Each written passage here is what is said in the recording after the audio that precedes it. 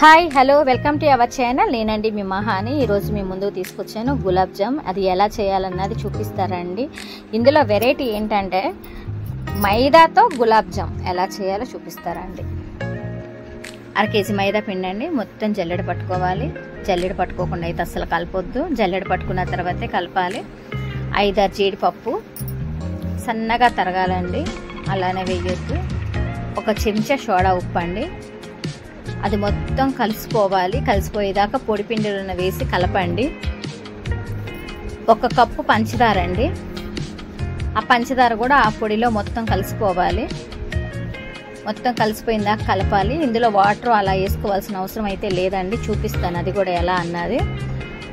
ఆ పిండిలో అదంతా మిక్స్ అయిందాక కలుపుతానే ఉండాలండి. ఎందుకంటే మనం సోడా ఉప్పు వేసుకున్నాము, అది అక్కడక్కడ తగిలితే ఒకే చోట ఉంటే బాగోదు. మొత్తం కలిసిపోయిందాక ఒకసారి మళ్ళీ మొత్తం కలదిప్పుకుందాము. ఇది పచ్చి కోవా అండి. ఇది బయట దొరికిద్ది మనకి. ఇది కేజీ ప్యాకెట్ అండి. మనం మైదా 1/2 కేజీ తీసుకున్నాం కాబట్టి కోవా కేజీ తీసుకోవాలి. అదే 1/2 కేజీ మైదా తీసుకుంటే కోవా 1/2 కేజీ తీసుకోవాలి. అలా మెజర్మెంట్స్ ఉంటాయండి. ఇందులో సోడా ఉప్పు కూడా అది చూసి వేసుకోవాలండి. కేజీకి వచ్చి చెంచా వేసుకోవాలి, 1/2 కేజీకి వచ్చి 1/2 చెంచా వేసుకోవాలి.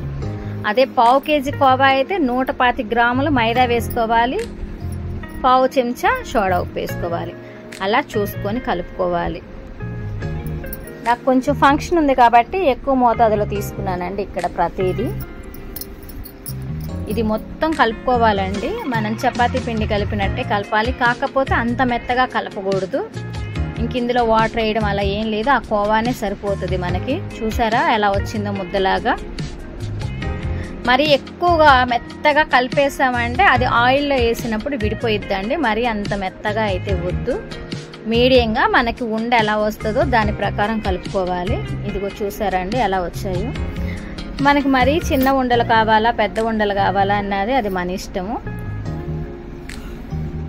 అవి ఆయిల్లో వేసి మళ్ళీ ఆ పాకంలో వేసినప్పుడు లావ్ అయిపోతాయి. కేజీ కోవాకి ఇక్కడ నేను 2 కేజీలు పంచదార తీసుకున్నానండి.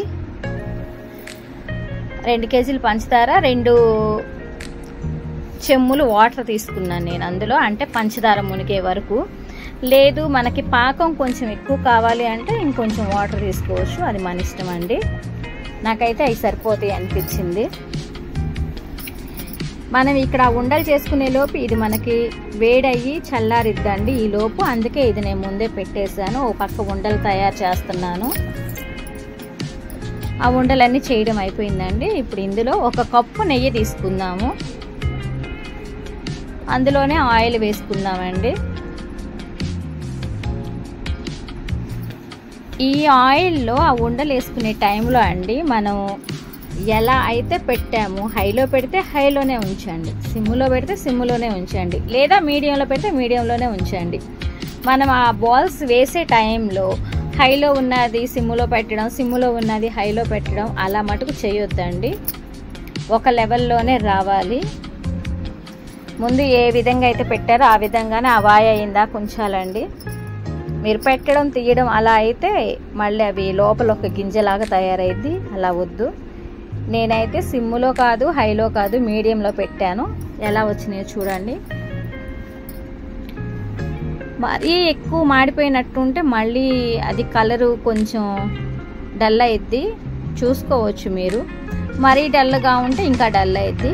ఒక మీడియంలో వేయించుకోండి అవి ఉండలు. అవి మొత్తం ఆ పాకంలో వేసేసుకుందామండి. పాకం బాగా వేడిగా ఉన్నప్పుడు వేయొద్దు. కొంచెం గోరువెచ్చగా ఉంటుంది కదా అప్పుడు వేసుకోవాలి. నేను ఇక్కడ ముందే ఆ పాకం పెట్టి ఉంచా కాబట్టి నేను ఇక్కడ ఇవి చేసుకునే లోపు ఆ పాకం కొంచెం చల్లారింది. నేను యాలుక్కాయలు వేసానండి పాకంలో. అది కూడా ఒకసారి గమనించండి. ఫైనల్ లుక్ అయితే ఇలా వచ్చిందండి. నా వీడియో మీకు నచ్చినట్లయితే లైక్ చేయండి, షేర్ చేయండి, సబ్స్క్రైబ్ చేయండి. ఎలా ఉందన్నది కామెంట్లో తెలియచేయండి. Thank you for watching.